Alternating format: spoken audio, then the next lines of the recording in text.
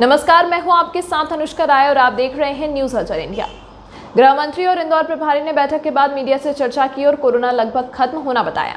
इस महामारी में बेहतर काम करने के लिए प्रधानमंत्री नरेंद्र मोदी और मध्य प्रदेश के मुख्यमंत्री शिवराज सिंह चौहान की तारीफ मंत्री ने की।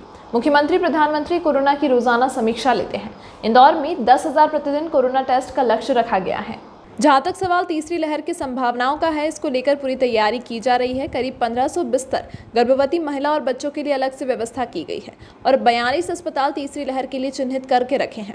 ऑक्सीजन की भी व्यवस्था की जा रही है। इसके दौरान डॉक्टर मिश्रा ने यह भी कहा कि सरकारी नौकरी में रहते जिन कर्मचारियों ने जान गंवाई, उनके परिजनों को नियम अनुसार 1 महीने अनुकंपा नियुक्ति 1 माह में देने की बात मंच से मंत्री ने कही है। अपराधियों पर शिकंजा कसने और भूमाफियाओं पर सख्त कार्रवाई के निर्देश भी मंत्री ने पुलिस के आला अधिकारी को दिए हैं। इंदौर में बेतरतीब ट्रैफिक को लेकर भी कई योजनाओं की शुरुआत की गई है, जिससे इंदौर के ट्रैफिक में जल्द सुधार का प्लान भी कागजों पर है। हाल ही में कई टीकाकरण केंद्र पर वैक्सीन की कमी को लेकर प्रभारी ने कहा कि यह योजना राज्य सरकार ने नहीं बनाई है, यह केंद्र तय करता है। हालांकि गृह मंत्री ने वैक्सीन जल्द आने की बात भी कही है। वहीं कमलनाथ के प्रदेश दौरे को लेकर गृह मंत्री ने तंज कसते हुए कहा है कि कमलनाथ जी अभी स्वस्थ हैं, पहले खुद को मजबूत कर लें, खुद ठीक से चल लें, जिसके लिए परमपिता परमात्मा से प्रार्थना करता हूं कि शीघ्र स्वस्थ ही दौरे को लेकर जल्दी ना करें, पहले स्वास्थ्य ठीक कर लें।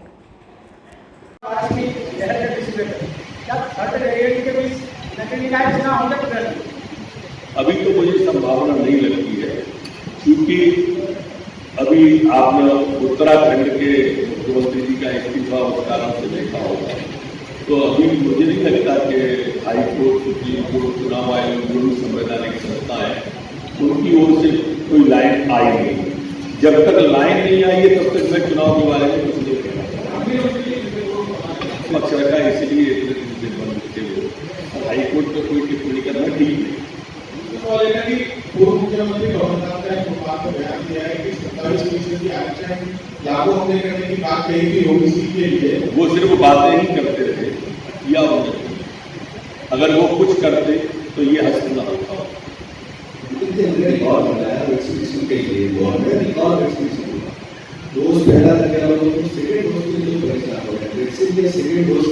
जिस ताकत से आपने वो 3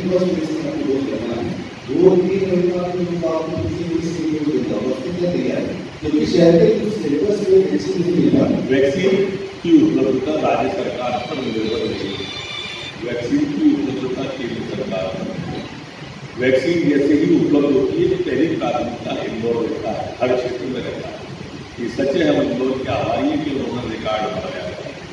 इंदौर की जागरूकता के लिए, इंदौर की उदारता के लिए, इंदौर की सहृदयता के लिए मैंने कार्यकर्ताओं की बैठक में भी रात को भी कहा कि जो भी आता है यहाँ आके मचल जाता है, ऐसा इंदौर शहर है, बहुत अच्छा शहर है।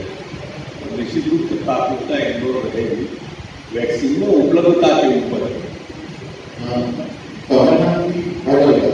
कमलनाथ जी कह रहे हैं कि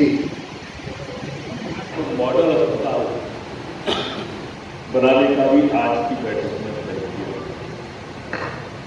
बाणगंगा पर भी अस्पताल, 100 बेड के अस्पताल का जो प्रस्ताव आया था उसको राज्य सरकार की ओर यहाँ से निर्देशित किया जा रहा है। ये स्वास्थ्य विभाग की तैयारियों के बारे में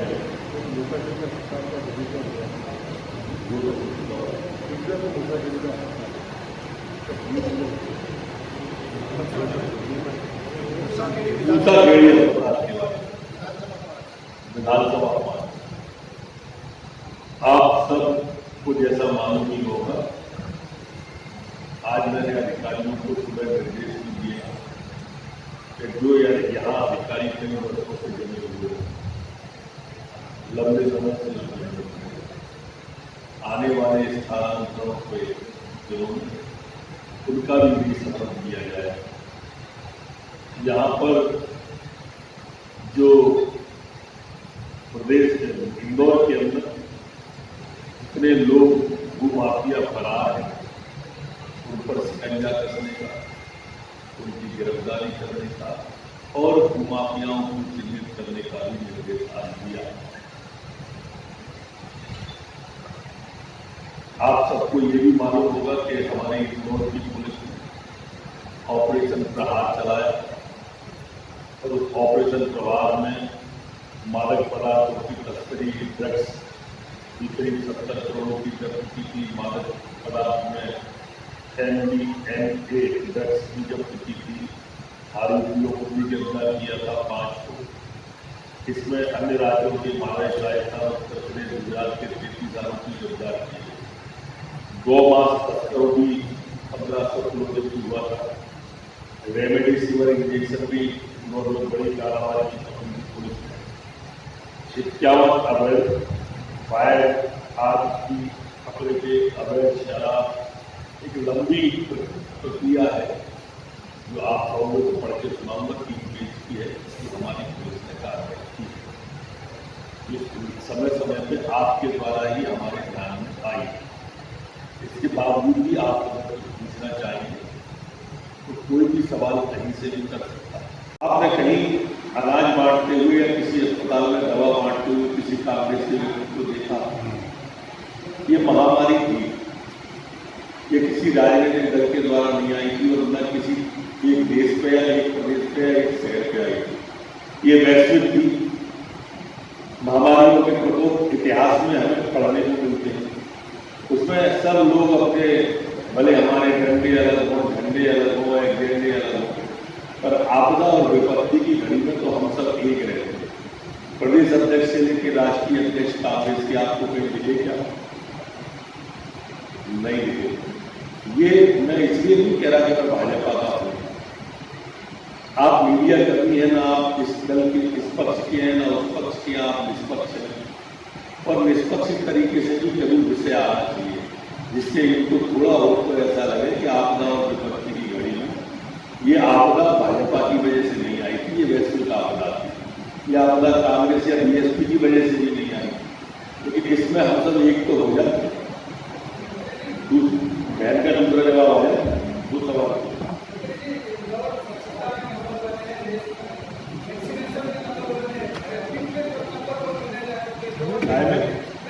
ट्रैफिक की सबसे बड़ी समस्या क्या है?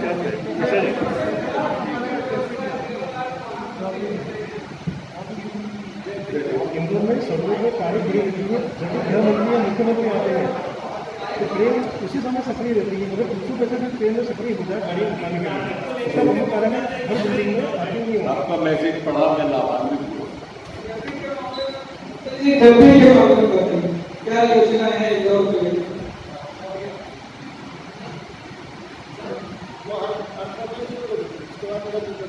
उनका जवाब तो आया कोई चीज पूछने को पाया।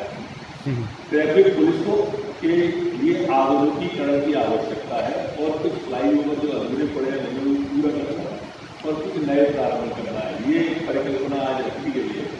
निश्चित रूप से अभी जैसे जैसे आर्थिक स्थिति ठीक होती जाएगी, प्राथमिकता इंदौर की रहेगी, ये मैं आपको विश्वास दिला सकता हूँ। अब 10,000 के आसपास का लक्ष्य प्रतिदिन का रखा गया है और 10,000 टेस्ट प्रतिदिन इंदौर में किए जाते हैं। जहां तक सवाल तीसरी लहर को लेकर संभावनाओं का है, जो आज सम्मानित जनप्रतिनिधियों ने इंदौर में चर्चा की, उसमें तीसरी लहर के हमारे कुल बिस्तर भर्ती अब 10,520 हो गए। गर्भवती महिलाओं और बच्चों के लिए 1500 बिस्तरों की अलग से व्यवस्था इंदौर में की गई। हालांकि भगवान करेगा कि ऐसी लहर नहीं आएगी, पर फिर भी 42 अस्पताल हमने इसके लिए चिन्हित करके रखी हुई है। ऑक्सीजन भी हमारे यहाँ पर 52 करोड़ लागत की 65 पॉइंट ऐसे हैं जहाँ ऑक्सीजन की व्यवस्था की। आज जो हमने समीक्षा की थी वो हमारे लॉकडाउन से, कोरोना कर्फ्यू से तो और गरीबों को राशन को लेकर की थी। लगभग 15 लाख हितग्राही लोगों को प्रधानमंत्री माननीय मोदी जी का, मुख्यमंत्री माननीय शिवराज सिंह चौहान जी के राशन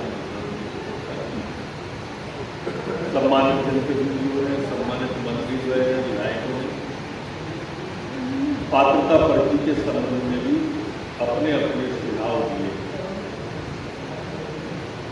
पोर्टल के बारे में भी शिकायत दर्ज की थी। मैं समझता हूं कि पात्रता पर्ची और पोर्टल से संबंधित विषय भी जल्दी दूर हो जाएंगे। आज हमने तय किया है कि 1 माह के अंदर कोविड से प्रभावित परिवारों में अनुकंपा नियुक्ति 1 माह के अंदर इंदौर में हम दे देंगे। मीडिया कर्मियों से भी सादर अनुरोध है कि अगर उनके ध्यान में कोई विषय ऐसा आता हो तो वो विषय जरूर संज्ञान में जनप्रतिनिधियों के लाए। जिस क्षेत्र के जो विधायक हैं उन्हें कृपया करके अवगत कराएं। कंगाली फ्लाईओवर थोड़ा जोर से बोलो। ने गाड़ी बढ़ा ली है, अच्छे लगते हैं, स्टेटमेंट दिया है बाद में तो और कमलनाथ जी क्लीन स्वीप में अच्छे लगते हैं, वो ऐसे क्लीन स्वीप बने रहे और हमें क्लीन स्वीप कराते हैं।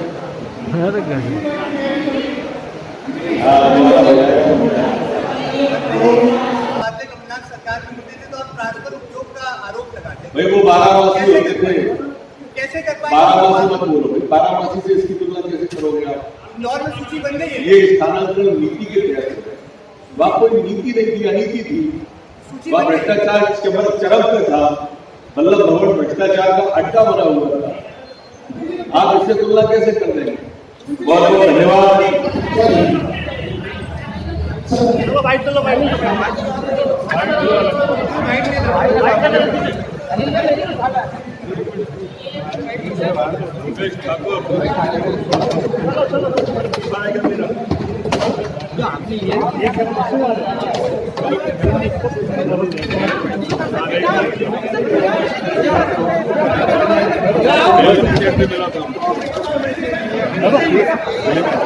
नीचे वाला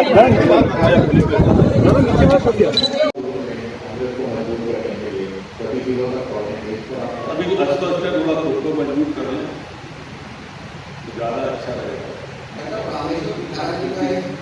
सेहत ठीक नहीं है। मैं परमपिता परमात्मा को प्रार्थना करूँगा कि वो दौरे में जल्दी न करें, स्वास्थ्य के प्रति ध्यान रखें। रामेश्वर विधायक का बयान आया है, उन्होंने अपनी पार्टी को नसीहत दी है। रामेश्वर विधायक का बयान आया, उन्होंने अपनी पार्टी को नसीहत दी है। रामेश्वर विधायक जी का एक बयान आया है, उन्होंने अपनी पार्टी के लोगों को नसीहत दी है। कहना है कि जो लोग काम कर रहे हैं उन्हें मार्गदर्शक मंडल में रहना चाहिए और जो लोग काम नहीं कर रहे हैं उन्हें संगठन में रहना चाहिए।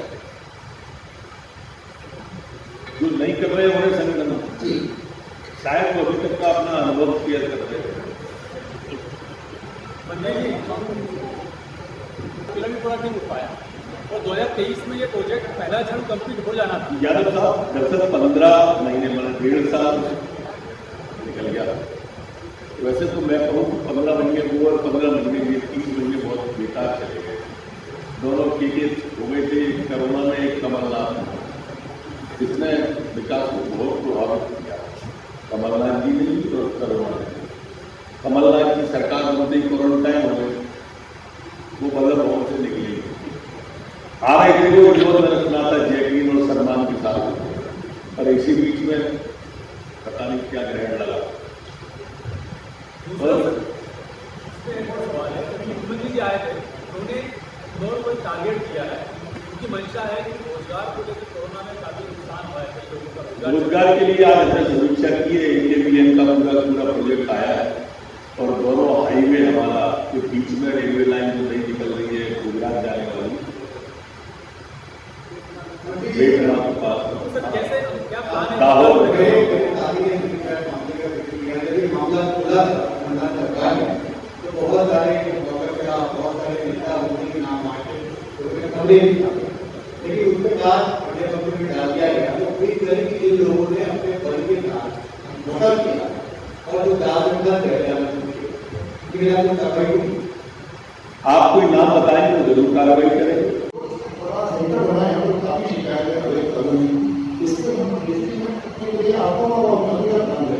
तो ऐसे करके आदमी सब नहीं सुन पाया, या तो मास्क हटाओ या मुंह के सामने लाओ। अब बोलो, माइक को साफ मिला, वो तो समझिए आखिरी पॉइंट। हमने कल बात की है सम्मानित समिति के प्रतिनिधियों से, और तत्काल इसके लिए अलग से बैठक करके इनको जो शासन का निर्देश है उसके पालन को हम सुनिश्चित करने वाले हैं। मैं समझता हूँ अगली बैठक में कर देंगे।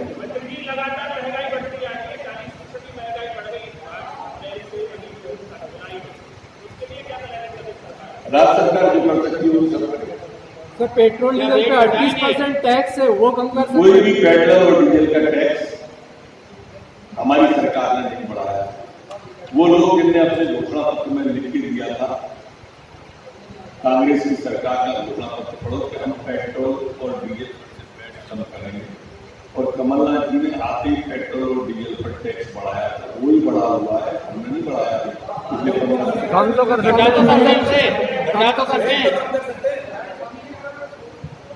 कुछ और पूछने वाले हैं? काम तो कर सकते हैं। एक ही विषय का एक बार रिपीट। जिला स्तर पर समितियां हैं, उन्हें आप घोषित करने और उसमें नियुक्तियों को लेकर आपने ऐलान किया। जिला स्तर पर जो समितियां हैं उसमें नियुक्ति को लेकर आपने कल एक बात कही थी, कार्यकर्ताओं से भी कहीं न कहीं कहा है कि जल्दी नियुक्तियां होंगी। पीयूष भाई को उस बैठक में भी थे, उसमें थे पत्रकार है ना, खबर तो लग जाती है। पूछो सवाल, बैठक में पूछो ना। समितियां कब तक हो सर जाएगी? कमलनाथ ने देखो, जिन समितियों को जिले के कलेक्टर और प्रभारी मंत्री के दस्तखत से निकलना है वो 1 महीने में सारी समितियां बन जाएंगी। जिन्हें राज्य सरकार को बनाना है वो 1 महीने में सब राज्य सरकार की ओर अग्रसर कर दी जाएंगी। और पूछो। कमलनाथ जी ने भोपाल में स्टेटमेंट दिया है, क्या पूछ रहे हैं आप? सर कमलनाथ जी ने भोपाल में स्टेटमेंट दिया है कि मोदी जी ने दाढ़ी बढ़ा दी, अच्छे लगते हैं। मोदी जी ने उसके लिए दोनों हाईकोर्ट का सबसे मामला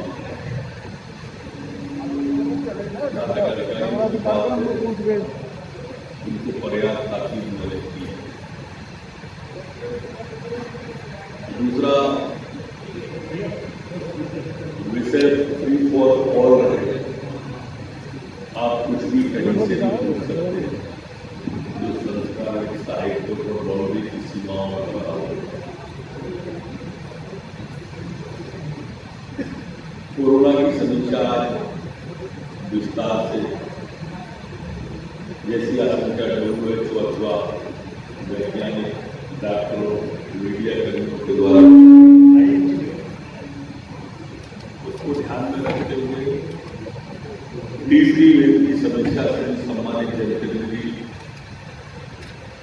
जो मेरे साथ मौजूद है वहां भी मौजूद थे। मैं चाहूंगा कि आपका केंद्र एक बार इन सबकी ओर भी दृष्टिपात करें।